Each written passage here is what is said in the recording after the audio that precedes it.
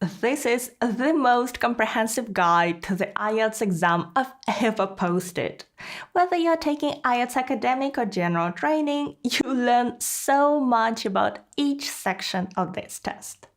Today, I walk you through my favorite strategies to help you get a higher score.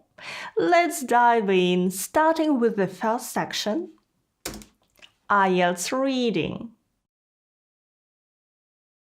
IELTS reading lasts for 60 minutes and consists of 40 questions split into 3 sections. In the academic test, passages are more academic, while in general training, you read texts you're likely to encounter in your everyday life. For this reason, general training questions are slightly easier, and you are required to answer more of them to get the same score as in the academic exam. To be precise, to get Band 7, you need 30 answers in the academic test and 34 in general training. For Band 8, that's 35 and 38 correct answers, respectively. On our Telegram channel, I asked what your biggest difficulty with the IELTS reading test is, and most students replied time management. Other common answers are true, false, not given, and matching headings questions, and we'll talk about them a bit later. Now, let's talk about your time management strategies. It's definitely a serious challenge to find all 40 answers in just 60 minutes. So let's talk about some strategies that can help you use your time efficiently. The reading test consists of 3 sections. In the academic test, you get 3 long passages. In general training, you may get up to 5 shorter passages, which are nevertheless split into 3 sections. So it's natural to think that you should spend about 20 minutes on each section. However, this strategy is wrong. Section 1 is significantly easier than Section 3. So you should try to spend about 15 minutes on Section 1 and keep 25 minutes for Section 3. If you're more advanced, you may wish to go through your test even more quickly. The key part of this strategy is to avoid spending too much time on any one question. If you're unsure about a particular question, skip it and come back to it later. Remember that each question is worth 1 point. So it's better to answer as many questions as possible than to spend too much time on a particular difficult question. Another important tip is to keep an eye on the clock. If you're taking IELTS on paper, invigilators will only tell you when you have 10 minutes left and 5 minutes left. There will be a clock on the wall, but you need to remember when your reading section starts to know when it will finish. So when this section begins, write down the time you see, because under all the stress of the exam, it may slip your mind. And don't forget about transferring your answers. Unlike in IELTS listening, where you get extra time for that, in IELTS reading, you must finish everything within 60 minutes. What I suggest doing is transferring your answers to the answer sheet after each section. Then you can have a minute break before you tackle the next section, which will be welcome. When an invigilator tells you that you have 5 minutes left, stop whatever you were doing and transfer your answers. If you're taking IELTS on computer, then you can select your answers directly and thus gain a little bit of time. Finally, it's essential to practice under timed conditions and work on pacing yourself to ensure that you are able to complete all the questions within the allotted time, or at least most of the questions. I strongly recommend using the official practice tests. You know, it's pretty difficult to create a test with the exactly right level of difficulty. Unofficial tests may be easier, harder, or simply different. To practice in exam-like conditions, use Cambridge English practice tests. Any recent book from number 15 and up will do. There are several official practice tests which you can take for free online. Some of them are slightly old but still useful for learning the test format. You can find links to all these tests and all other resources I'm going to mention in this video in my IELTS study plan. It's a free PDF guide, which I'll link in the description below. The next difficulty in IELTS reading is that there is a lot to read, particularly if you take IELTS Academic. That's why I'd like to talk to you about the strategies for approaching the passages. There are two main strategies in IELTS reading: text first and questions first. Those who are confident with their English skills and can read the long passage quickly and understand it well may like the text first strategy. If you read the text first and then the questions, you have to go back into the passage to look up your answers. If your English skills are not quite at this level yet, then I recommend using the questions first strategy. It can save you the time and overwhelm. How does it work? When you open a new section of IELTS reading, first read the passage title and any subtitles, as they will help you understand what the text is about. Then, take a look at the question types you're required to answer. Then read the first question. Start skimming the passage until you locate the answer. Slow down, read the sentence or sentences, question and options carefully and determine what the answer is. Then read the next question and continue skimming the passage. This is possible in IELTS reading because most questions come in order. Some don't, but we'll discuss what to do with them a bit later. You know, IELTS reading requires the widest vocabulary out of all IELTS sections, and most likely you won't understand everything. Remember, the most difficult words may not determine the answer. The first time I took my IELTS exam, there were quite a few words I didn't know. That's why I'm saying read the question and then look for the answer. If you don't understand something, but you don't think this sentence contains the answer, it really doesn't matter. If it does, then try to figure out what the possible meaning of this word may be from the context. Sometimes you can do that and still answer the question correctly.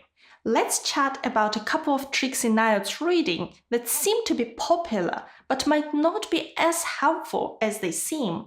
The first is reading only the first and last sentence of each paragraph to figure out what the paragraph is all about. Even some official guides give this advice. While this method might give you a general idea of the content, it's unlikely to help you answer specific questions. Even in tasks like matching headings, the answers often depend on what you read inside the paragraph itself. The next trick is scanning for specific words. This might work if you're looking for a clear keyword like someone's name or a date. In most cases, the correct answers in IELTS reading are paraphrased, so you need to look for synonyms or rephrased versions of the keywords. Scanning for exact words will likely just waste your time. That's why I recommend reading the entire passage while you're answering questions. If you need to find some information again, then you can scan for it. It's also helpful to highlight keywords such as names of people, locations, scientific theories, or dates. If you're taking IELTS on paper, you can underline or circle them. If you're taking it on computer, you can right-click your mouse and select Highlight. We've discussed how to approach a section in IELTS reading, but how can you answer particular questions fast? Let's talk about the strategies for answering questions and different question types. I know, and you know, you'll be short of time in IELTS reading. It can be tempting to quickly read the question or select the first answer that seems right, but don't rush. Take your time to carefully read and analyze each question and answer choice.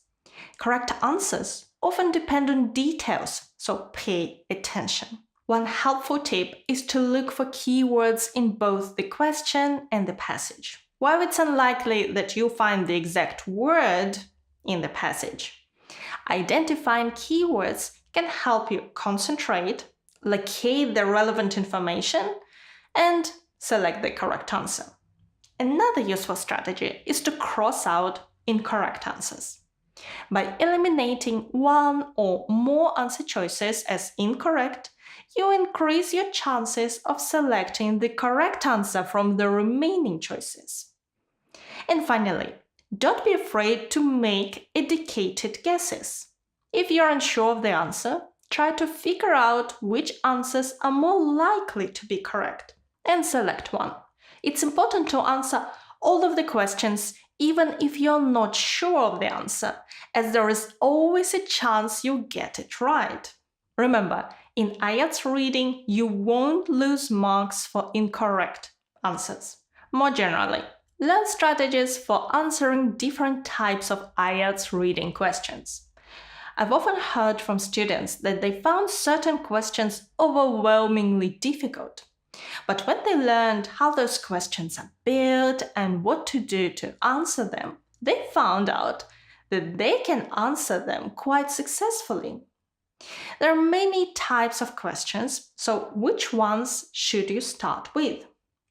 I asked our Telegram group what questions they find most difficult, and that's exactly what I think too. The most challenging question type is matching headings. Number 2 is true, false, not given, and yes, no, not given. Number 3 is multiple choice. I have detailed video guides with practice for each, which you can find in my study plan or in the IELTS reading playlist on my channel. Now, we've talked before about how most IELTS reading questions come in order, but not all of them. And it's important to know which ones are which, so you can use the right strategy to answer them. Just bear in mind that what I'm talking about today is the result of my research into official practice tests and my memories from real exams. Although this approach has worked for quite a few years, there is always a chance that your test will be built slightly differently. Let's start with the question types that come in order. One of the most notorious questions is true, false, not given, which is used in every test. You need to say if the following statements agree with the information given in the passage. It comes in order. A similar type of question is yes, no, not given, where you need to say if the following statements agree with the claims of the writer. Generally, the answers do come in order, but occasionally they may not, especially if you get this task at the very end of the reading section. By the way, don't worry about writing anything down. You can download the images with all the question types that come in order and not in order on our Telegram channel. I'll link it in the description. Another common type of task is fill in the blanks, where you need to complete the notes, summary, or table with one or two missing words from the passage. They come in order. There are also multiple choice questions with 4 options and 1 correct answer. They are in order, but sometimes you need to find 2 correct answers out of 5 options, and those may not be in order. Sentence endings is another question type on our list, where you need to complete each sentence with the correct ending. This is the only matching question that comes in order. Now let's move on to the questions that do not come in order. The best known and most feared of all IELTS questions is matching headings, where you need to choose the correct heading for each section from the list of headings below. A similar type of task is matching paragraphs, where you need to identify which paragraph or section contains the following information. So these questions are not in order. Instead, what you can do is read the first paragraph, read all the options, find the right answer, then read the next paragraph, and so on. Match all the headings before transferring your answers to the answer sheet, as you may change your mind or you may need to go through your questions twice. Matching information. Quite often you need to match surnames of people to what they did, like in this task. Match each statement with the correct explorer. If you see this type of task, highlight all the surnames in the text. Then you'll be able to quickly find the part of the text where the answer is located. Next, multiple choice questions with 5 options and 2 correct answers. Some of these come in order, some don't, it varies. Finally, the questions at the end of the reading test. If you have a couple of questions of a different type at the very end of section 3, they may not come in order, even if this type of questions usually does. For example, yes, no, not given questions at the end may not be in order. And don't forget to download the images with the list of questions on our Telegram. The link is below. While we've talked about a number of strategies for answering more questions in 60 minutes, it's important to remember that your score ultimately depends on your reading skills. So here are 3 ways to improve your reading skills. Firstly, learn from your mistakes. After completing a practice test, go back and review the questions you answered incorrectly. This can help you identify patterns in your mistakes and learn from them. Maybe you tend to overthink questions or struggle with certain types of questions. Knowing what you need to work on can help you improve. Secondly, reading speed is crucial in the IELTS reading section. The faster you can read, the more time you have to find your answers. One way to improve your reading speed is to read in English every day. Even if it's just a few pages or an article, anything in English can help. For the best results, try reading literature that is similar to what is used in the IELTS reading section.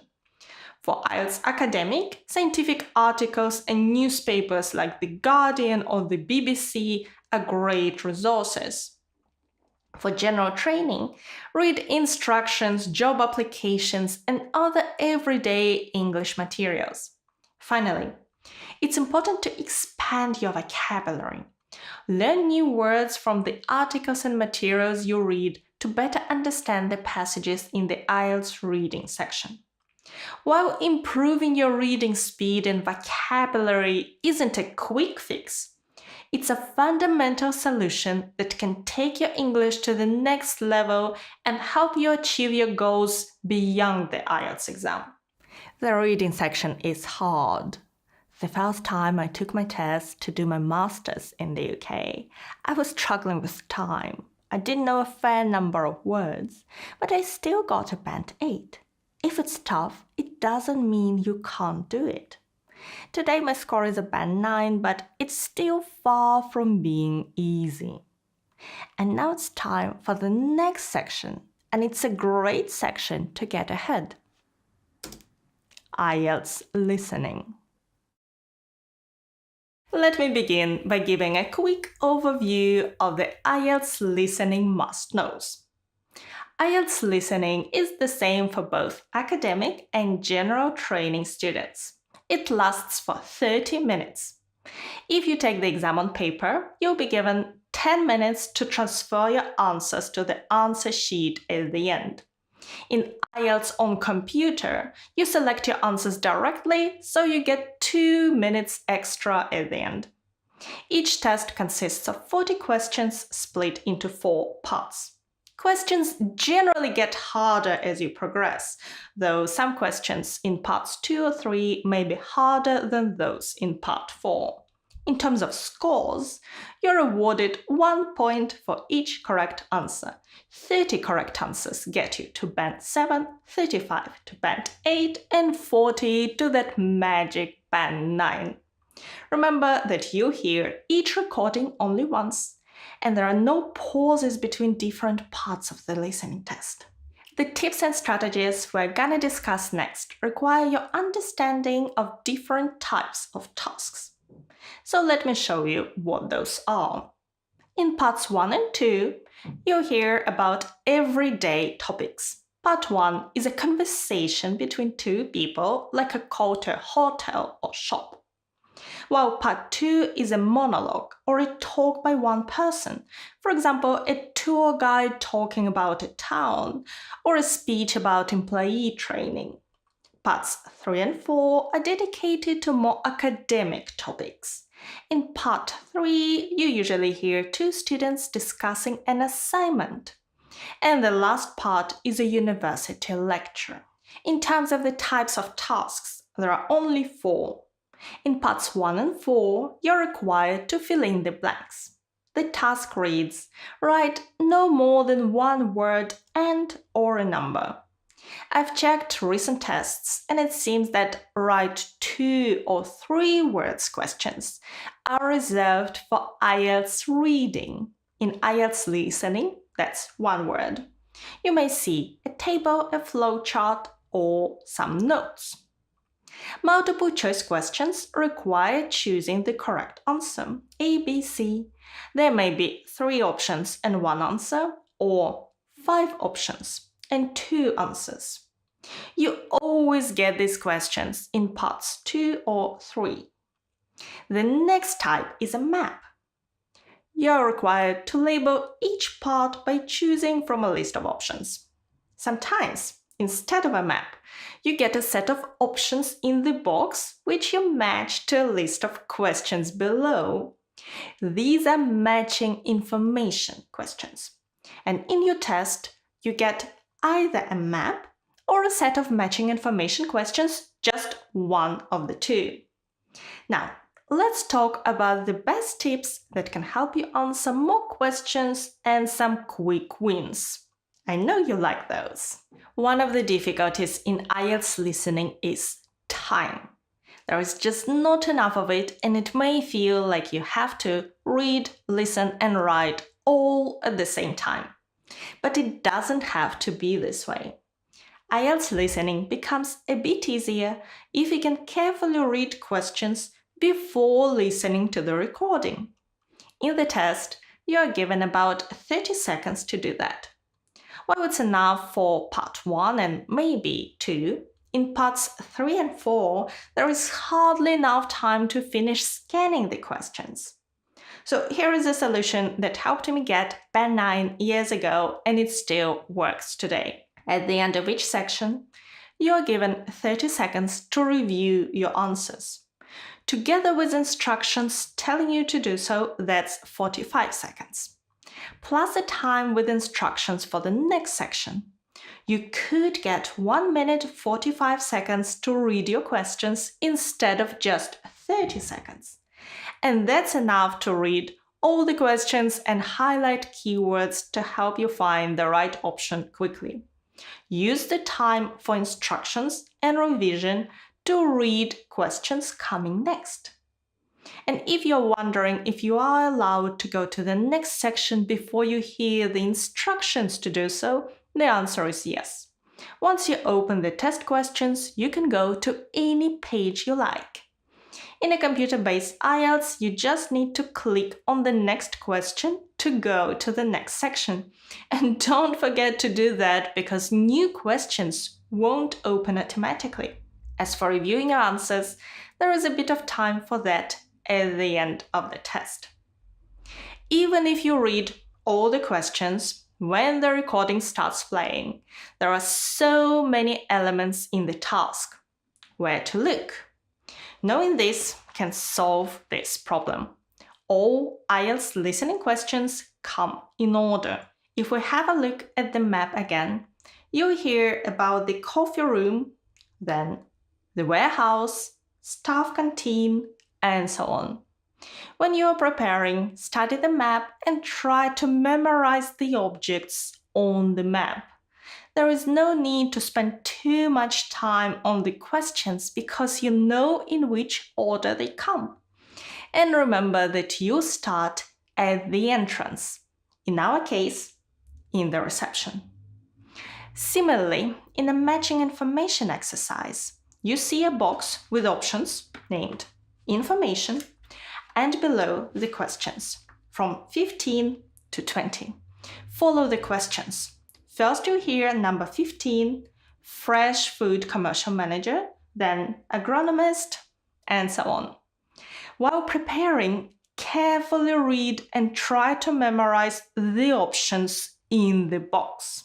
The third element of the strategy is to concentrate on the right things. Remember that information is never repeated in IELTS listening. Each option is only discussed once. It's either correct or incorrect. The answer will not change. Once you found your answer, move on to the next question. If you're not sure what the answer is, don't try to figure it out straight away. Mark the question to review and go to the next question. If you miss one answer, move on to the next question and try to find those answers you missed at the end of the test. Otherwise, it's easy to get distracted and miss several answers in a row. Ouch. If you are taking a paper-based exam, underline keywords and cross out incorrect answers. If you take IELTS on computer, I'm afraid you can't do that because highlighting takes too much time. The next question is, can you write your answers in capital letters? So let's have a look at the official IDP recommendation. In IELTS on paper, write all your reading and listening answers in capitals so it's clear for the examiner. However, in computer-delivered IELTS, handwriting is not an issue, obviously, so you should try to write all words using upper and lower case. Basically, what they're saying is, you should try to use correct upper and lowercase letters if you're taking your exam on computer instead of capitalizing all your answers. At the moment, this is just a recommendation, so you can write all your answers in capitals, but you should keep an eye in case this changes in the future. In IELTS writing, though, you must use correct capitalization. Next, don't leave questions unanswered. Make your best guess. You don't lose points for incorrect answers. Spelling counts. You can use British or American spelling. Keep an eye on two questions, your question and the next. If you accidentally miss one answer, you want to quickly switch to the next question. Well, it's not all about tips and easy wins though. Let's discuss how you should practice to achieve real results. You might have heard practice, practice, practice. And practice is a must, but it's more important to practice smartly than to do a lot of tests. First of all, use the official practice tests. You know, it's pretty difficult to create a test paper that has the same level of difficulty as exam papers. Non-official tests may be easier, harder, confusing, or simply different. That's not good. The best tests are Cambridge practice tests, and you may use any recent book, let's say from number 15 and up. After you do a full IELTS listening test from Cambridge practice, don't just count the number of answers and close the book. An equally important part comes next. At the end of the book, you can find audio scripts of all the recordings. Check each question you answered incorrectly and try to understand why you got it wrong. Was it the spelling, a certain type of task, an accent, or you fell for one of the typical IELTS listening traps when an incorrect answer is deliberately mentioned? Identify and work on your weaknesses. For example, if you notice that you couldn't understand some things while listening to the recording, but the transcript was very clear, this is a sign that your listening skills need a boost. Let's discuss 3 ways to improve your listening skills. The first way requires using a practice test. You may use an older book, it really doesn't matter. There are 2 steps. Take one recording, find its transcript at the end of the book, and start listening. Don't look at the transcript when everything is clear, but as soon as you notice something you couldn't quite understand, pause the recording, find this phrase or sentence in the transcript and figure out what it means. Then listen to it again, trying to hear each word. Once you do, continue listening until you find the next difficult place, and so on. This exercise helps your brain link words and phrases you know with how they are pronounced, thus improving your listening skills. Step 2 is to listen to the same recording without the use of transcript. Hopefully, you'll be able to understand everything this time round. The second way to improve your listening skills is to learn different accents. In your test, you may hear British, American, Canadian, or Australian accent. I've never heard any regional accents, for example, Scottish or Irish, which are quite specific, so don't worry about them. I think it's most important to train your ears to understand British and American accents. In IELTS listening, pronunciation is unnaturally clear. So if you get used to listening to more authentic English speech, understanding IELTS recordings will be a piece of cake. One of the best things you can do is start listening to audiobooks. You can listen to a book while commuting or doing some domestic chores. Listening is a passive skill, so you can work on it even while doing something else. And if you're not yet on Audible, you can get any book as part of your free trial. I'll leave a link to claim your book in the description. Just remember that if you don't want to start paying for your subscription, you must cancel within 1 month, and you can still keep the book. Podcasts and news are great too. You may find it more difficult to watch movies where pronunciation is often really relaxed and unclear, but don't despair. Movies and some YouTube videos require a different level of listening skills than IELTS. You get there with time. For now, concentrate on audiobooks, podcasts, and news. Strategies for tackling different types of questions are really important. Let's talk about them.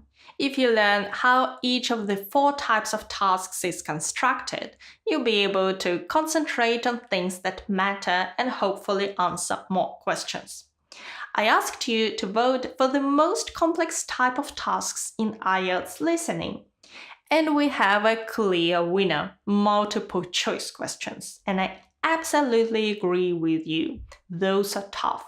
Actually, it's worth preparing for each type of task. In those that seem easier, you want to make sure you get the top marks so you have more leeway when it comes to the most challenging tasks.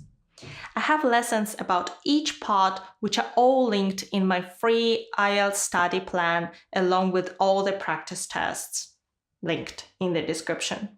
I really recommend downloading the study plan. Not only does it link to all the resources, but it also gives you a clear list of things to do. And once you start crossing them out and seeing your progress, it will help you stay motivated while preparing for this test. And now let's talk about the next section, IELTS speaking. It will be useful for you to learn about the 4 criteria the examiners use to assess your answers. So let's talk about each of them and what you can do to push your score up. The first criterion is fluency and coherence. Yes, you need to show you can speak fluently.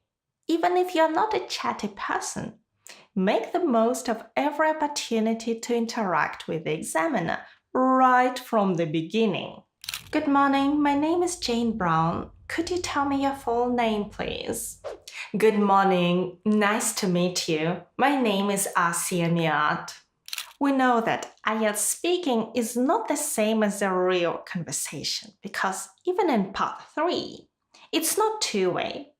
The examiner asks questions and you answer them.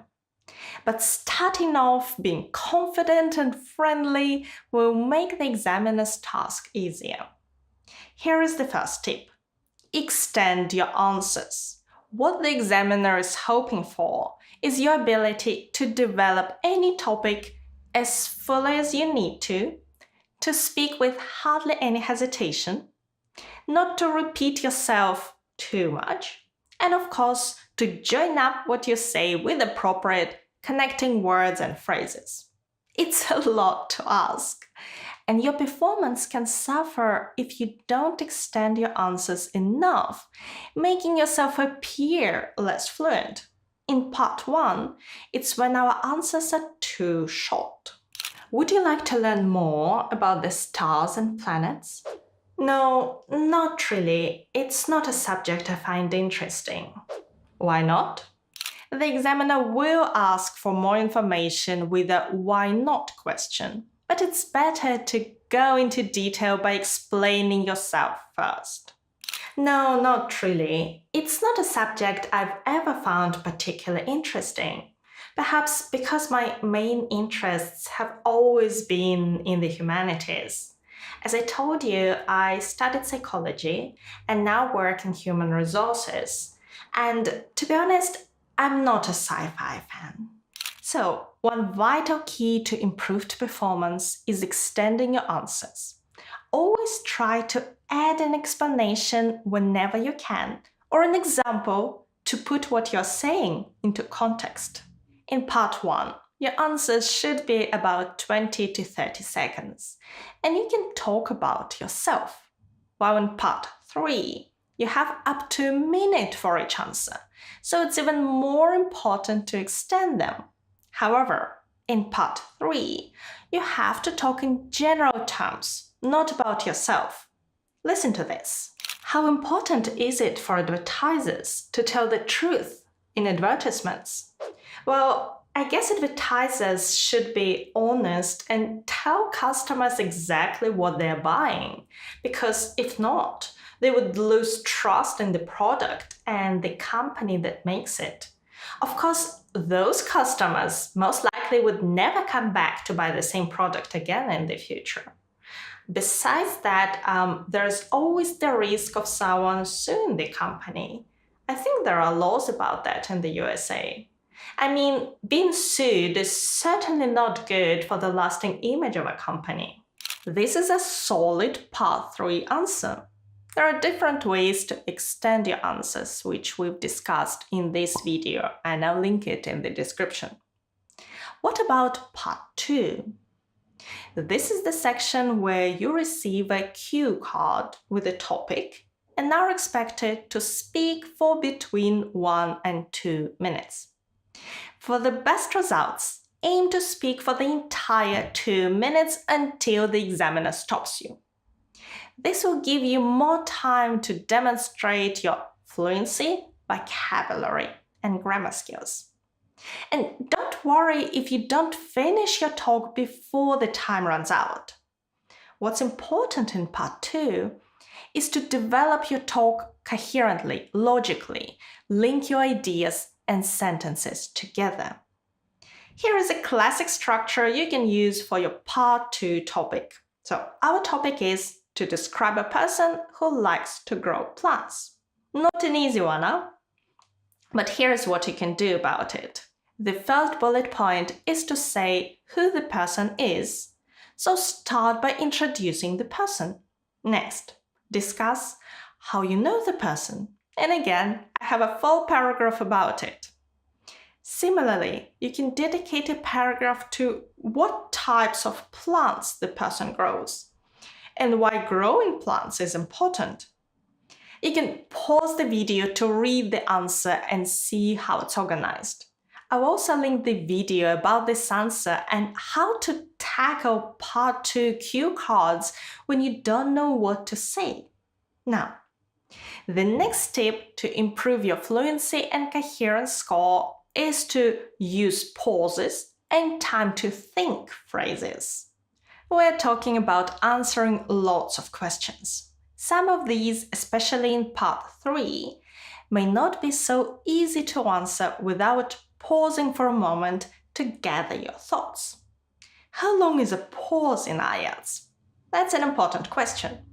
Examiners work on a 5-second silence. In part 2, for example, a 5-second silence can prompt the question, "Is there anything else you tell me about this?"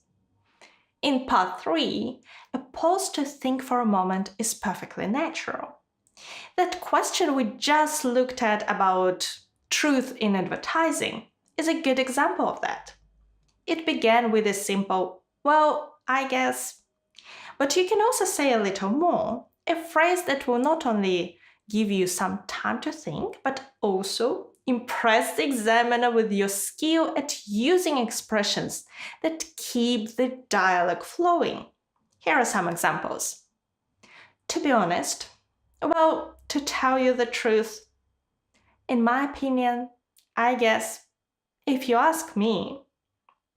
Others make a comment on how much you know about the topic. This is not something I know a lot about, but I've never given this very much thought, but I've never thought about that before. All these phrases sound perfectly natural. They're part of the ways we keep conversations going. You know, an examiner told me that test takers often overuse one phrase in these situations. This is not a good idea. Learn and feel comfortable with several of these time to think phrases.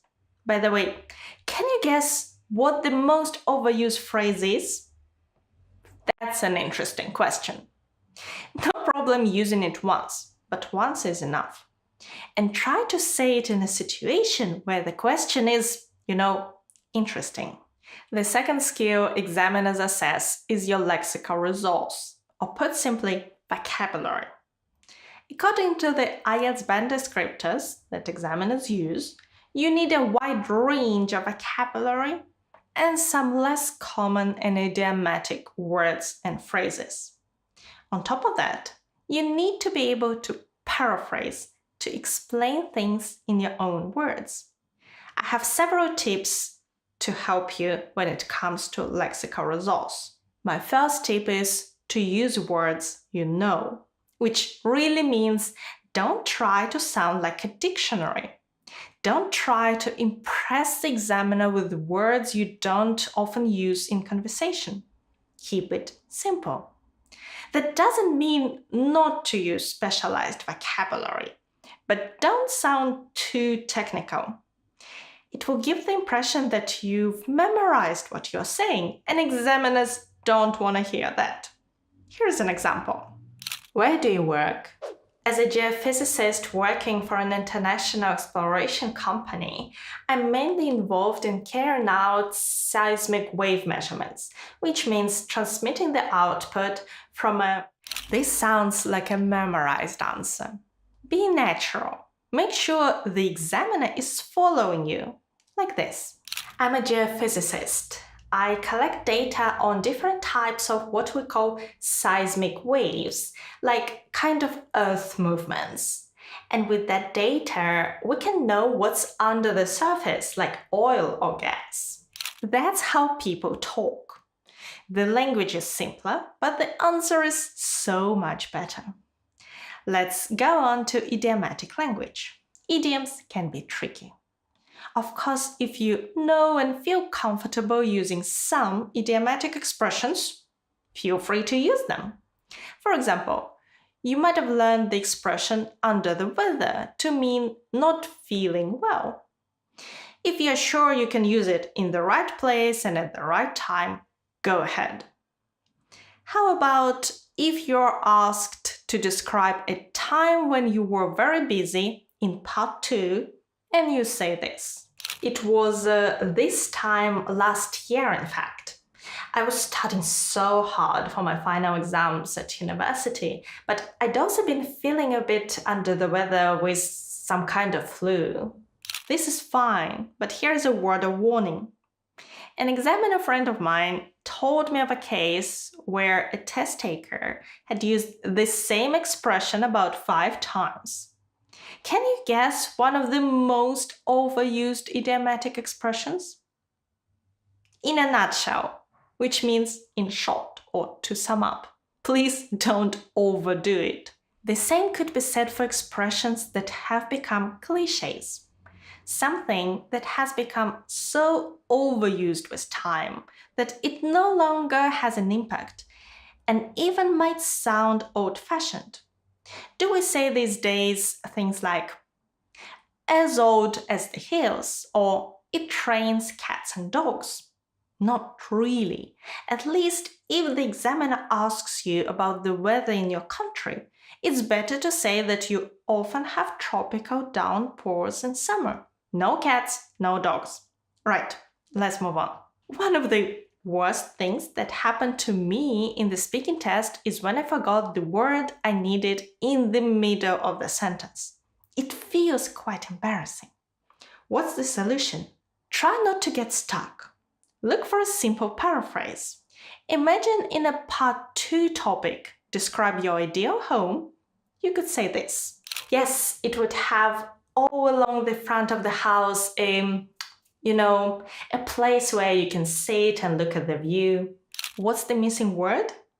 Veranda, or maybe porch. But here it's a place outside where you can sit. A short description. We could also use a word we know is not the right one, but has some similarities. A kind of balcony on the ground floor. The next skill is your grammar. How to improve your performance here? Examiners assess if you use a variety of grammatical structures and how accurately you do this, or how often you make mistakes. And we all make mistakes. Very fluent speakers, even native speakers, make mistakes we usually call slips. Here is a very common one. There's a lot of opportunities. When you're starting to say there is, you may not yet know what you're gonna say next. And as a result, you end up with a sentence like this. It's a slip. If you do notice you've made a mistake, don't be afraid to correct it straight away. I've been to Paris last year. That's when I went there. At the same time, there's no magic wand to avoid mistakes. I still make them occasionally. Don't let the fear of making mistakes paralyze you. Expressing your thoughts is more important. Examiners also assess how many complex structures you use. By complex, I mean conditional sentences with if, modal verbs such as may, might, could, as well as the passive voice, and many other structures. I don't think you really have time to think, what grammatical structure should I use here? Let me add a past perfect tense. So use what you know. Now for the 4th category, pronunciation. The truth is, most of us will always speak English with an accent. Sometimes a very noticeable one, sometimes not. This is nothing to worry about. The examiner wants you to speak clearly and be easily understood, even though you may mispronounce an occasional word. What about speed? You don't want to speak too slowly, but that's often not something you can help. Or too fast. Don't think that if you just keep on talking and talking and talking, you're gonna get a high score. No, articulate words clearly. A third important aspect, It's how you express meaning, feelings, and opinions through stress. The way you emphasize certain words to express what you want to say. Every language has its own stress patterns. And one way to sound English, if you like, is to imitate those patterns. One problem you may recognize is speaking in a kind of monotone. If your voice is quite flat, never going up or down too much, and not stressing the key words. Let's take a simple example. Listen to this. Notice which words are stressed. Does a student slow down a little at any point? It was in my last year at school, and I was chosen to give the graduation speech in front of my classmates, teachers, and parents. Maybe it sounded a little like this.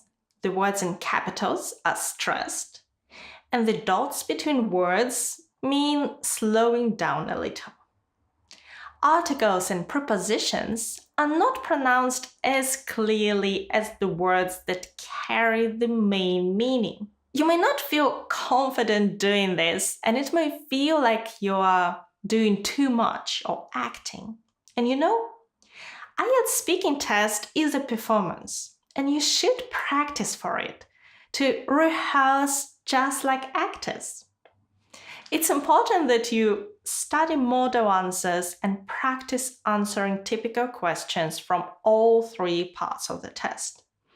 It's a great idea to record your test practices and listen to yourself, or work with a speaking partner. Here is how you can find one. If you're on Telegram, we have hundreds of students looking for partners every month. Just open your app, search for Fast Track IELTS, click in the top right corner and search for #partner. We publish a new post every month, and that's a great place to connect. And at the top of the channel, you can see recent questions for your practice. The single best thing you can do to improve your speaking skills is speaking. Having a partner is great, but just finding 10 or 15 minutes a day to practice on your own is already very helpful. And now it's time to turn to IELTS writing. I've kept the best till last. So we're going to look into task 2 first, because it's virtually the same task for academic and general training. And then we address task 1. The task 2 essay tests if you can write in English, you might say. And indeed, your vocabulary and grammar determine half of your mark. Examiners also assess your ability to organize and develop your ideas according to the conventional academic style you would have to use when you study in English. That's what task response is all about, as well as coherence and cohesion, the other 50% of your mark. To be clear about what you're expected to do, let's look at a task 2 sample. So this topic is from the Cambridge practice tests. Nowadays, many people choose to be self-employed rather than work for a company or organization. Why might this be the case? What could be the disadvantages of being self-employed?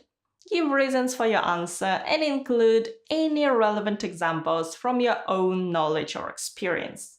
Write at least 250 words. There are 5 different types of IELTS Task 2 questions. Our example is the 2 direct questions type. We have an opening statement followed by 2 questions. What about the other types? Look at how we can rewrite parts of our example essay to create more question types.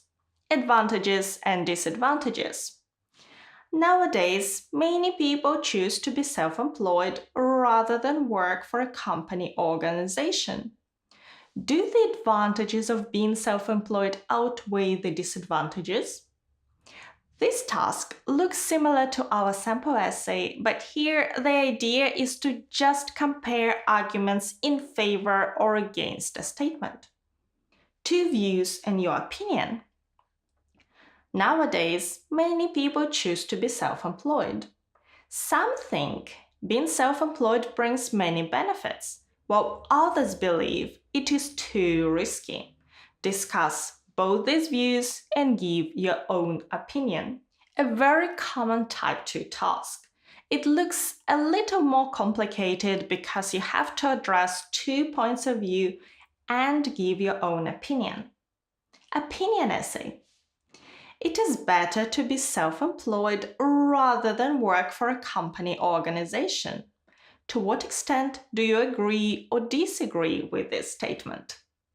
Another popular type which asks for your opinion while looking at both sides of the argument. Problem solutions. Work-related stress is now a problem in many countries around the world. What are some of the factors that cause this stress and how can it be reduced? Here, I changed the topic to make the example clearer. This double question task asks you to describe the causes of a problem and offer solutions. You have 40 minutes to complete task 2. That's not a lot of time. That's why it's so vital to know where you're going, to have a very clear idea of how to develop the essay. No matter which of the 5 possible essay types comes up in your exam, it's better to keep to a 4-paragraph answer. There may be times when you can add an extra paragraph. I'm not saying not to, but let's look at the classic 4-paragraph model. Paragraph 1, outline the task and your aims. Paragraphs 2 and 3 cover the main arguments you're presenting. Paragraph 4, state your conclusions. The secret of task 2 is not to overcomplicate your life. That applies not only to format but also to the content. Look at these preparatory notes for our topic. Reasons: potential to earn more. Flexibility: working hours, holidays, vacation. Disadvantages: financial uncertainty, more responsibilities, higher level of stress. We see just 2 reasons why. That's enough. 3 disadvantages are mentioned, yes, but notice how the first 2 are linked to the third. Both financial issues and added responsibilities can lead to stress. In other words, keep it relatively simple, but make meaningful connections. Relevance is a big part of your score. You need to answer the question. No matter what type of question this is, what you must do in the first paragraph is outline the topic and your aims. So here is paragraph 1. An increasing number of people today opt to work for themselves instead of having a job. This choice has a number of benefits and drawbacks which will be discussed in this essay. Notice how paraphrasing is used. Look again at the question and how we can rephrase it. The first sentence is similar to the topic sentence. Nowadays, many people choose to be self-employed rather than work for a company or organization. Why might this be the case? These are our benefits. What could be the disadvantages? These are our drawbacks. You're also telling your reader, the examiner, where you're going.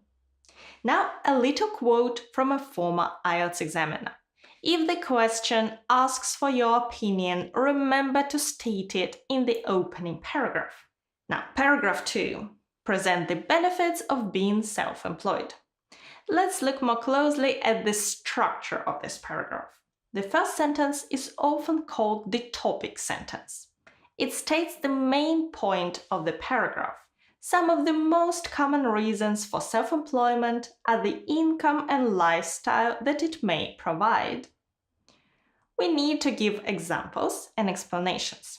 So sentence 2 goes into more details with some concrete examples of the benefits. Unlike employees, whose responsibilities and income are determined by their employers, people who work for themselves are free to implement their ideas as quickly as they can, and they receive all the revenue. The next sentence explains what that can mean in terms of income. That means that self-employed people can potentially earn much more than those with similar skills and experience who work for a salary. And sentence 4 states the same in terms of freedom. Moreover, not having a boss means that people can choose their own working hours and number of holidays, among other things. The last sentence has a very general example of the reasons why self-employment is becoming more popular and summarizes this paragraph. Not surprisingly, more and more people are leaving the safety of a salary job to become self-employed. The pattern of topic, example, explanation gives a coherent paragraph. In my courses, we look much deeper into how to develop your ideas, how to extend them, and give examples examiners are looking for. But now, let's have a look at the third body paragraph. This paragraph looks at the disadvantages. 6 sentences, a little longer, but again we can clearly see the topic, example, explanation sequence. Sentence 1 introduces the topic. Despite the obvious appeal, being self-employed is riskier than working for someone else. The next sentence presents the first risk involved. One of the risks is financial uncertainty. This is explained in the next sentence. Entrepreneurs and freelancers are not guaranteed a certain level of income, nor are they eligible for a pension, paid holidays, or sick leave. The next sentence presents another drawback. The workload may be higher too. Again, let's explain what this means. Unlike employees who can specialize in one function, the self-employed are responsible for all of the business operations, from attracting clients to delivering products or services to preparing their financial accounts, to name a few. And the final sentence of the paragraph links the two disadvantages to other negative consequences.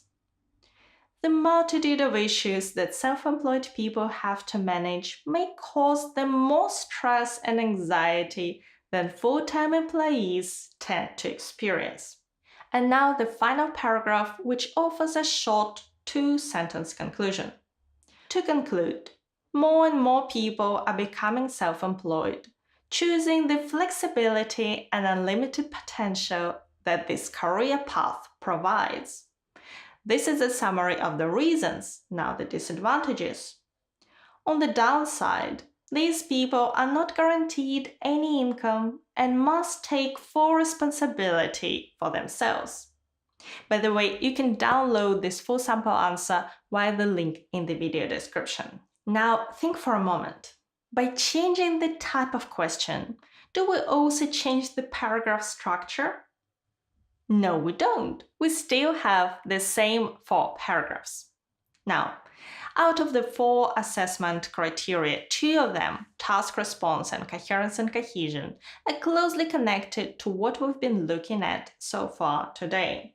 In task response, the examiner wants to see if you've answered the question in full and developed your essay with relevant, extended, and supported ideas.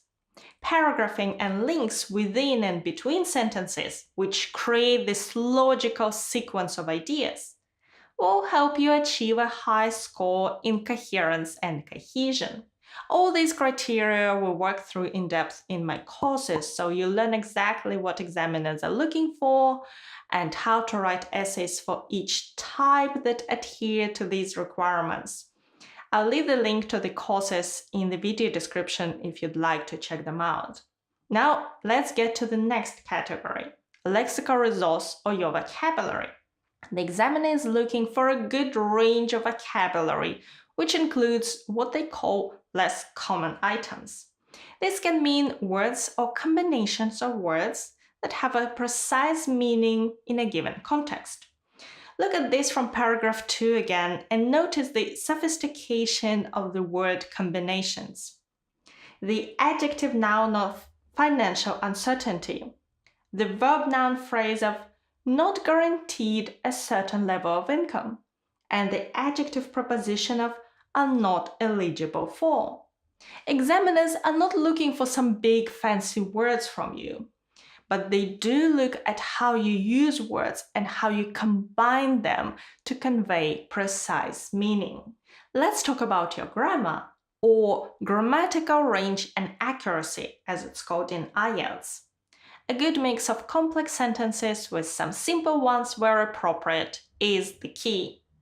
Notice how in our sample essay, in the third paragraph, there are two simple sentences which introduce two of the main disadvantages.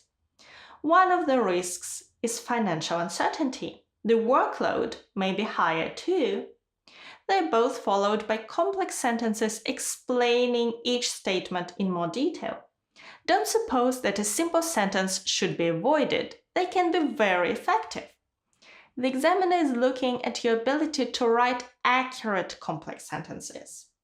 And they don't need to be so complex. Use cohesive links such as although to join two clauses together in one sentence. Give examples or explanations through conditional sentences if. Where appropriate, use the passive voice. These are some of the grammatical features that will guarantee a high band score in your grammatical range and accuracy. And this sentence from the essay is actually quite a complex sentence with 5 clauses, and you don't have to go to this level of complexity to achieve band 7. So far, I've shown you the 4 main criteria examiners use to assess your essays. But there are more requirements in each of them that we touched on today. So to succeed in your exam, I suggest that you should learn about each requirement and particularly about the signs of band 5 or band 6, or in other words, the common mistakes that are noted in the IELTS descriptors and how to avoid them. You should also learn about each of the 5 types of task too and how to answer them, and how to write, what to write about in each paragraph of your essay, particularly how to develop your ideas in your body paragraphs. And if you'd like to learn all this information in one place and study it step by step, check out my IELTS preparation courses, which include Writing Task 1, 2, and IELTS Speaking. They're linked in the description, along with the sample answer from today's lesson, which is free to download. Okay, task 2 is very much the same task for both academic and general training students, which is not the case with task 1. So right now, we're going to look into academic task 1, describing charts, maps, and diagrams. General training students, please click on the next chapter in the video timeline to go to your task, writing letters. Let's take an example from Cambridge IELTS 16. The charts below show the changes in ownership of electrical appliances and amount of time spent doing housework in households in one country between 1920 and 2019. Summarize the information by selecting and reporting the main features and make comparisons where relevant. Write at least 150 words. Task 1 assesses our ability to write a report summarizing data presented in a number of possible ways. The question never varies, never. The idea then is for you to find the key elements in the information. Above all, ask yourself, what is this really all about? Is there a key factor or some pattern to it all? Your answer to this question is absolutely essential if you want to get a high score in task achievement, the first of the 4 criteria examiners assess. You can find it in the IELTS band descriptors, the document that lists all the requirements for each criterion and each band score. These band descriptors can be a bit of a mystery sometimes. For example, you'd have to be an IELTS examiner to know what a band 9 in task achievement really means when it says fully satisfies all the requirements of the task. But for lower bands, notice the word overview. Band 7 presents a clear overview of the main trends, differences, or stages. Band 6 presents an overview with information appropriately selected. Band 5 presents detail mechanically with no clear overview. Band 5 tells us where some test takers go wrong. They jump in too fast and just describe what they see. There is very little to no attempt to interpret it. Have a good look at the task again. What overview could we give here? What's the main thing you've learned? There is a fairly obvious connection between the two charts. Can you see it? The more appliances at home, the less time spent on cooking, washing, and cleaning. So in the report, our first sentence presents the task. You can do this by paraphrasing the task sentence. Our second sentence is our overview. Here is a possible version. The two charts provide data on the percentage of families in an unnamed country that possessed labor-saving devices together with the average time spent weekly on domestic chores over a 100-year period. The data reveals a clear relationship between the growth in ownership of such devices and the decreasing amount of time devoted to household tasks. Remember how important it is to also summarize what we see and read using synonyms. 3 things stand out here. The first is, yes, the synonyms. To achieve a high score, not only in task achievement, but also lexical resource, you need to paraphrase. So, households become families. Electrical appliances are labor-saving devices. Time spent can be time devoted. Ownership changes to the verb possessed. And the charts no longer show, they provide data on. Secondly, notice in this first part how general everything is. No figures, no raw data yet. That's an important point to keep in mind. Wait until the second and third paragraph to give out the details. The third point is the overview. Sentence 2. It shows that you have understood what the graphic data is essentially all about. Right, let's move on to another task descriptor and look at lexical resource or your vocabulary. The examiner wants to see how well you can use words to express very precise meanings. The examiner is also on the lookout for uncommon words, words that are perfectly appropriate in the context, but not the usual common words. This shows your range of vocabulary, how wide and deep it is. Another important aspect is how you can combine words together in a natural, accurate way. We call this collocation. How words go together, such as do your best or make a mess. And errors? Well, in the descriptors, it does point to inaccurate spelling and errors in word formation that would not help you obtain a really high band score.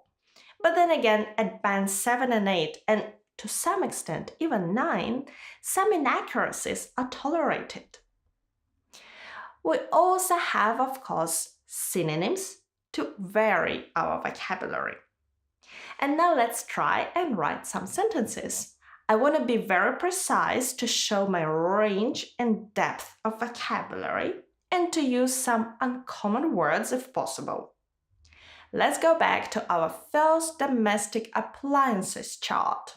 What do you notice? The percentage of homes possessing refrigerators grew dramatically after they were first introduced in 1920.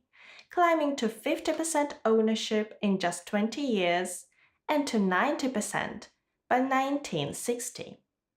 By the year 1980, the peak of 100% was reached, a figure that has been maintained throughout the remainder of the period surveyed.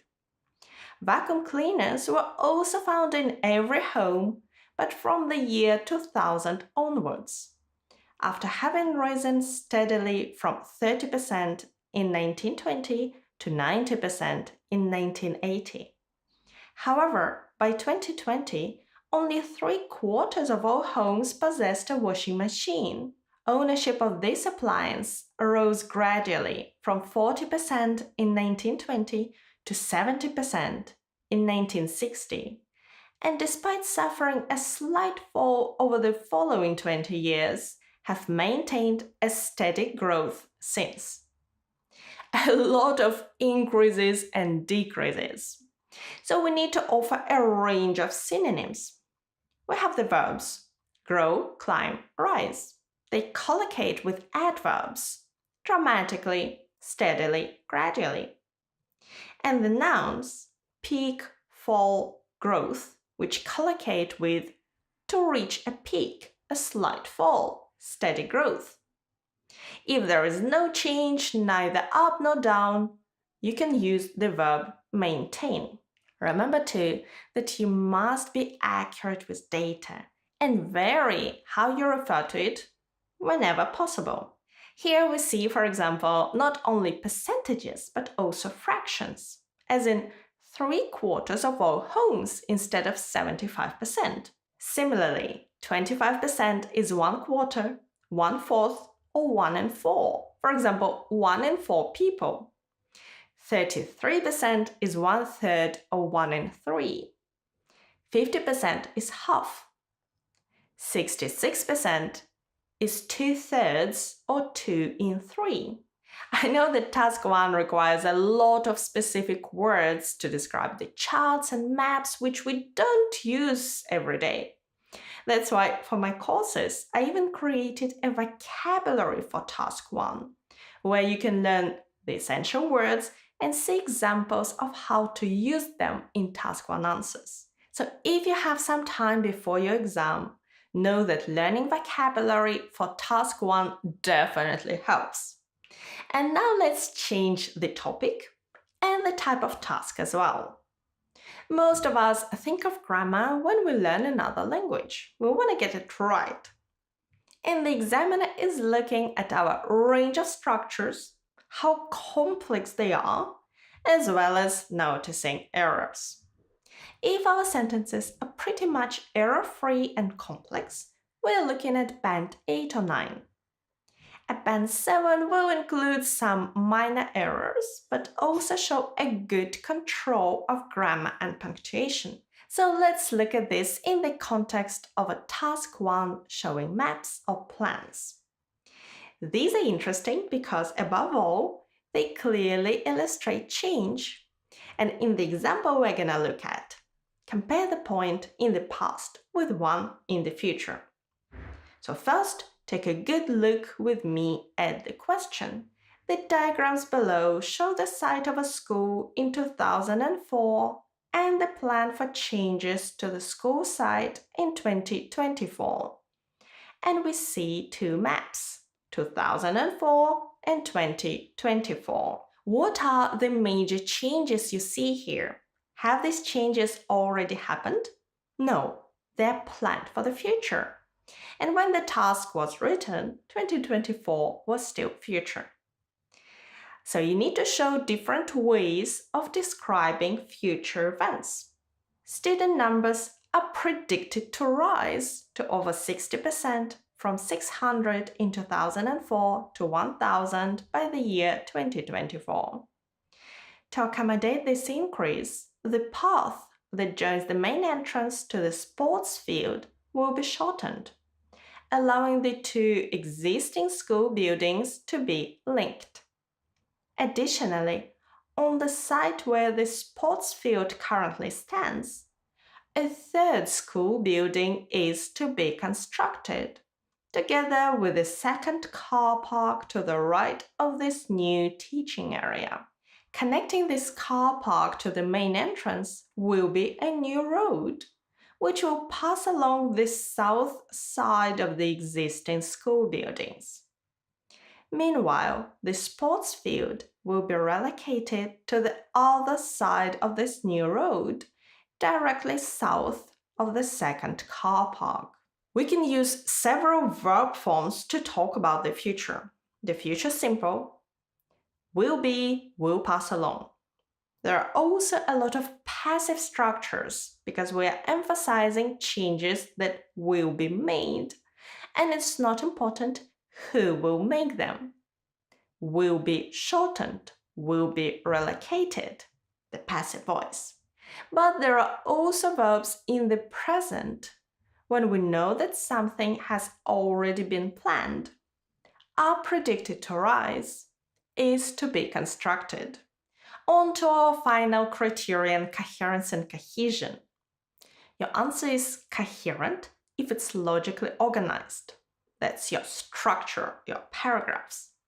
Your answer is cohesive if your sentences are linked together and there is a smooth transition from one idea to the next. Let's have a look at a diagram from Cambridge IELTS 16. The diagram below shows the process for recycling plastic bottles. One issue here perhaps is our overview. With this type of question, it's important to point out the overall purpose of the process and the key stages. The diagram illustrates a recycling process, describing a series of 9 stages through which used plastic bottles are remanufactured as brand new plastic items, such as pans, bags, and containers, which eventually, in turn, will likely be recycled themselves. Describing the steps involved can be simply sequential, using words like first, then, and so on. But it's also good to show how the steps in the process are linked in terms of consequence. First, plastic bottles are placed in specified recycling bins, from which they're collected and then sent to recycling centers for sorting. This sentence covers the first 2 stages and the beginning of the third, simply linked by first, from which, and then. To show the reason behind the sorting process, stage 3, and how that leads to stages 4 and 5, we have this. Once the bottles suitable for recycling have been selected, they're compressed and converted into large blocks that are subsequently sent through crushing machines. This sentence explains why stage 5, crushing, is necessary. The crushing process is necessary to produce pieces that are sufficiently small to be later turned into plastic pellets. So this one connects what happens after crushing to the making of the plastic pellets. Before that, however, the crushed plastic is thoroughly washed. As you might have noticed, we have no conclusion, although it's really important to include an overview near the start of the answer to show that you really understand what it's all about. This was task 1 for academic students. Now let's look at task 1 for general training students, writing a letter. The idea behind the task 1 is to see how well you can communicate in English in different situations and how well you can adapt your communication style to a particular situation at hand. And here lies one of the major difficulties. To show you what it is, we need a task. Here is one. Your next door neighbor likes to listen to music late at night. Because of the loud music, you often lose sleep. Write a letter to the building manager. In your letter, describe the situation. Explain the problems it's causing you. Offer at least one solution. Write at least 150 words. Remember that you'll be penalized if your answer is too short. Try to write around 170-190 words. A slightly longer answer is fine too, but it takes more time to write. So if you're aiming at a band 6, 7, or 7.5, it's better to keep it under 200 words. You do not need to write any addresses. Begin your letter as follows. Dear, the first question to ask is, who are you writing to? What we write and the ways we write things change according to who we are writing to. You may need a formal writing style when you're writing to a business or a newspaper or a person in their official capacity, like a building manager, or an informal writing style when you're writing to a friend. Somewhere in between, we can talk about semi-formal style, which is less formal but not quite informal. For instance, letters to your colleague at work or your neighbor are semi-formal. In our case, we are writing to the building manager. So this is a formal situation, right? The second question is, what are you writing about? We always have 3 bullet points to cover. In this case, describe the situation, explain the problem, and offer, or shall we say, suggest a solution. Officially, these 2 elements, the what we must write and the who to, are called purpose and tone. To achieve a high band score, we really must handle both well, and a lot of students find it hard to do. If we have a look at the IELTS band descriptors that examiners use to assess your answers, I'll link it below. We see 4 criteria and requirements for each band score. So here is what it says. Band 8. All bullet points are clearly presented and appropriately illustrated or extended. So you need to extend your bullet points. Band 7. The letter presents a clear purpose. The tone is consistent and appropriate to the task. Band 6. The purpose is generally clear. There may be minor inconsistencies in tone. Band 5. All bullet points are presented, but one or more may not be adequately covered. The purpose may be unclear at times. The tone may be variable and sometimes inappropriate.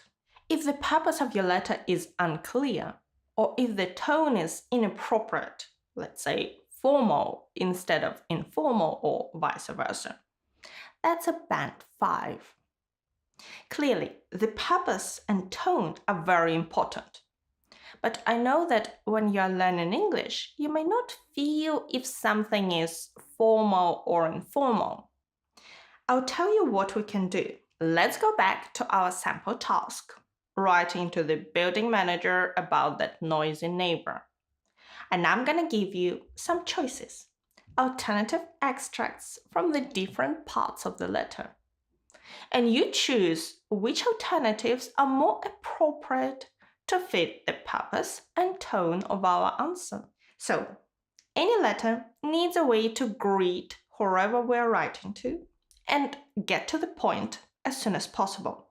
In other words, say why you're writing your letter straight away. So, how do you feel about these 2 alternatives to start off? A. Dear Mr. Jackson, how's it going? I just thought I'd write a few words about that young guy who moved in next door to me a few weeks back. Well, he plays his horrible rock music until 2 or 3 a.m. and I can't stand that. Now, extract B. Dear Mr. Jackson, I hope you're well. As the owner of flat 24, I am writing to you to complain about the behavior of the tenant of flat 25, my immediate next door neighbor. Since he moved in last month, my nights have been disturbed by the incessant loud music coming from his flat from around 10 p.m. until the early hours of the following morning. Which of the two has the correct tone? Which has the more formal vocabulary and grammar? It's B. Let's discuss why. Have a look at what elements give this formal or informal tone so you know how to control them. Option A, how is it going? Option B, I hope you're well. These are two common phrases to open your letters. One is informal, the second is formal. I hope you're well is extremely common in English. I just thought I'd write a few words. Again, this is informal. I just thought I'd write a few words. The formal version is I am writing to you to, in this case, to complain, but you can say to request information, to inform you, or something else. I am writing to you.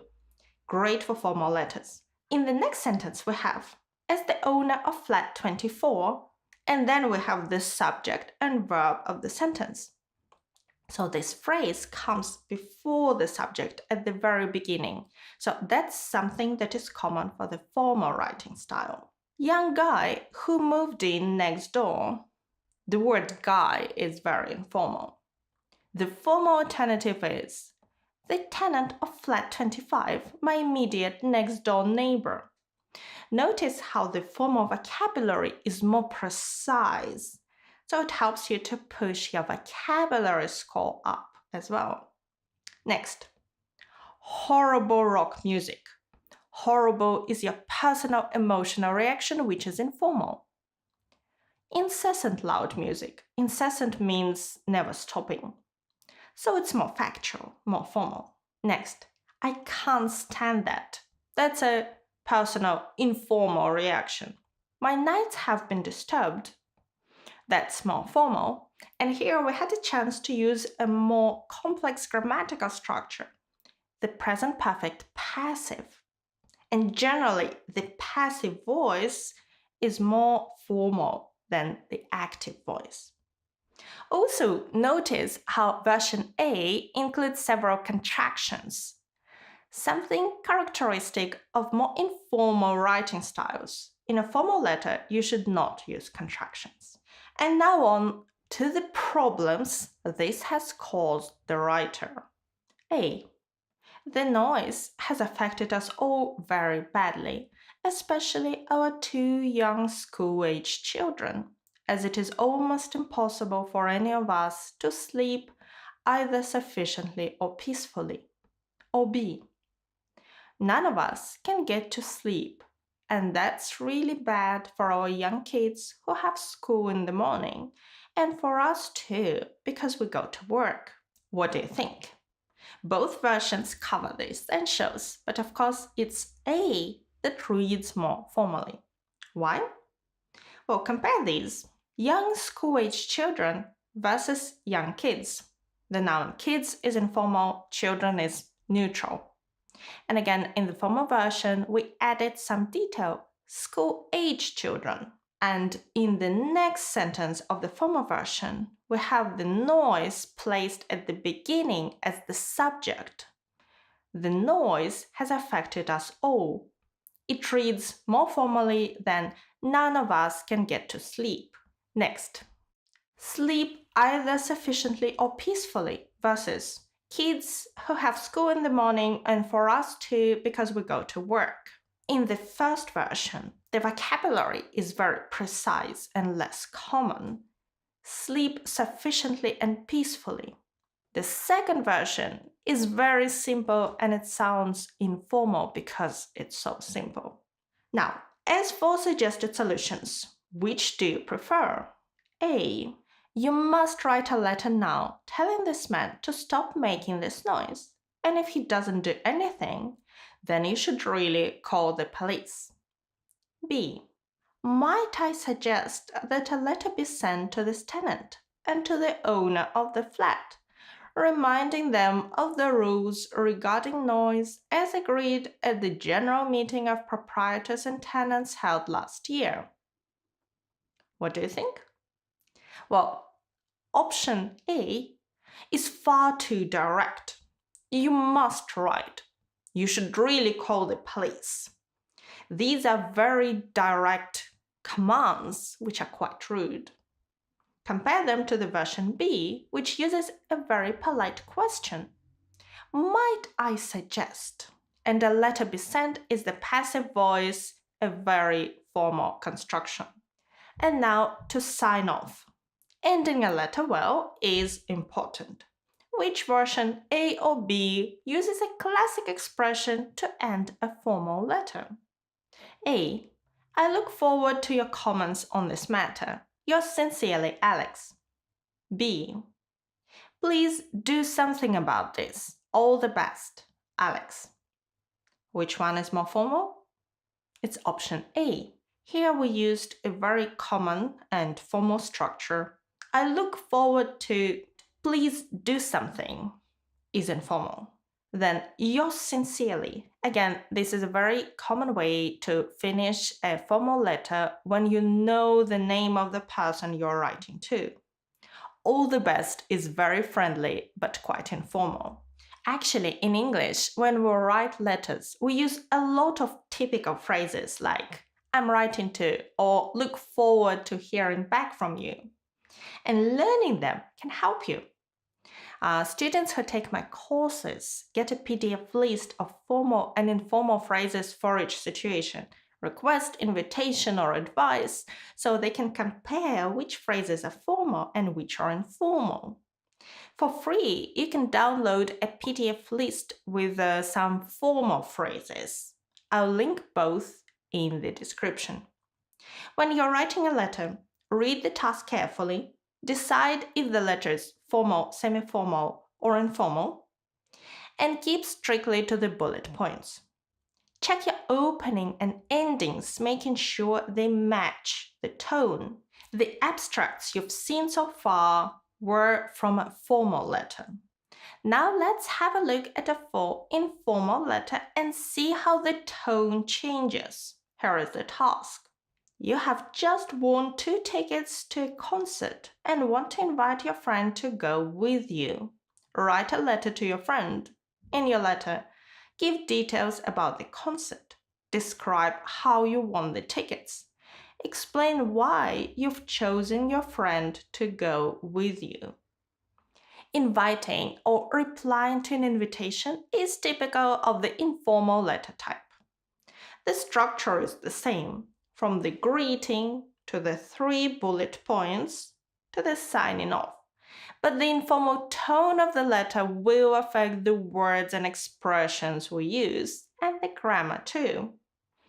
Let's have a look. Dear Maria. We are writing to a friend, so we use the first name and don't forget to put a comma. Dear Maria, comma. Now the first bullet point. Give details about the concert. What are you doing Saturday next week? I'll tell you what you're doing.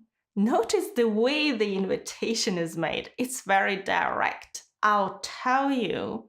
This direct expression can either be quite friendly and playful in informal letters or quite rude if you use it in formal letters. You're coming with me to see Taylor Swift in London. You're coming. This is the present continuous tense to talk about the future. This means we're talking about a plan we've already made. So you've already made plans for your friend. You're coming with me. There is no would you like to come, which would be much more reserved. I know that we don't get to see each other as much as we'd like. What's not surprising with work and family, but wouldn't it be great to get away from all that for a day? So here we're using informal expressions and some phrasal verbs which are also quite informal. Get to see each other, get away from all that. The show starts at 8 p.m., but we can get there early, have lunch, and do some sightseeing. Now, the second bullet point. Describe how you won the tickets. And the second body paragraph of your letter. Now, believe it or not, I won the 2 tickets at work. In your letter, you should write several sentences about each bullet point even if you can answer it, cover the bullet point in just one sentence. Make your body paragraphs of about equal length. It was our company's 10th anniversary party, and we all took part in this raffle. So a raffle is the way to raise money for a project or a charity. All the people buy tickets, some win prizes, and the rest of the money goes to the cause. This is an example of less common vocabulary which you can use in your letter to push your vocabulary score up. You can imagine how I felt when the boss read out my name as the winner of the concert tickets.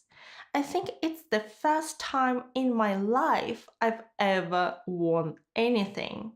The present perfect tense, some variety. And now the third bullet point. Explain why you've chosen your friend to go with you.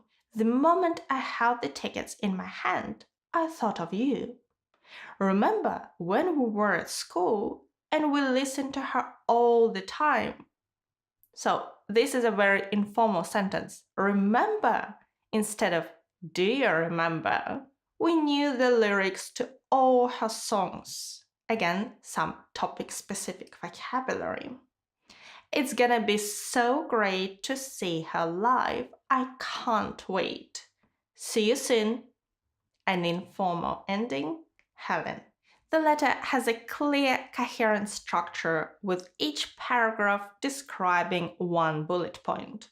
The vocabulary is appropriate with good use of collocations and expressions such as don't get to see each other as much as we'd like. Would be great to get away from all that for a day. Do some sightseeing. Took part in this raffle. The grammar is varied but also appropriate for the situation. We typically talk to our close friends quite simply. The letter is full of short forms. It's all typical of informal letter writing. Remember that task 1 is only worth 1/3 or 33% of the total writing score. Task 2 weighs 2/3. That's why you should spend not more than 20 minutes on task 1 and say 40 minutes for task 2. By the way, if you prefer to start with task 2, you can totally do that. This letter is very different in tone to the formal letter we discussed before, right? Now, what about semi-formal letters? These are often letters you write to someone you've met or work with but who's not a friend. For example, you've just moved into a new home and are planning to hold a party. You're worried that the noise may disturb your neighbor. Write a letter to your neighbor. In your letter, introduce yourself, describe your plans for the party, invite your neighbor to come. A little trickier? Finding the right tone between being very formal and informally friendly is not easy. Here, it's reasonable to assume that you've seen your neighbor but don't know him or her well. The tone will be semi-formal, not as formal as when you're writing to a business or a building manager, but not as informal as when you're writing to a friend. And don't forget that you're free to invent in these letters. Our examples so far are full of inventions, from school-age children to school days listening to Taylor Swift. So let's invent a little more here. Dear neighbor, my name is John Davis, and my family and I recently moved into the house next door to yours. We relocated from Geneva to London for my work. We're excited about joining the community, and our daughter is eagerly anticipating the upcoming school year. The tone is friendly but respectful. We wouldn't say, I know what you're doing next weekend, like we wrote to our friend before, or you must come to our party. Remember that the tone of the letter may also vary depending on the story you invent. Do you say that you're a student having a party and you're inviting another young person? Or do you invent a neighbor who's quite senior, maybe retired? This will affect the tone, right? Your personality also affects it, as some people prefer to be more formal than others. Make sure your tone is consistent throughout the letter, that you don't switch from quite formal to quite informal, because this will definitely be seen as a negative sign. The key to success in general training writing task 1 is first to clearly understand the importance of task achievement. It's a matter of getting our message across as clearly as possible. To do that, you need to follow the bullet points, make sure your ideas are relevant and your tone is right, and take care of how you open and close the letter. Are you still there? If you're listening to me now, please comment "I'm a star," because you are. You're clearly taking your preparation very seriously, and I wish you every luck in your test. Thank you so much for watching me today. Bye!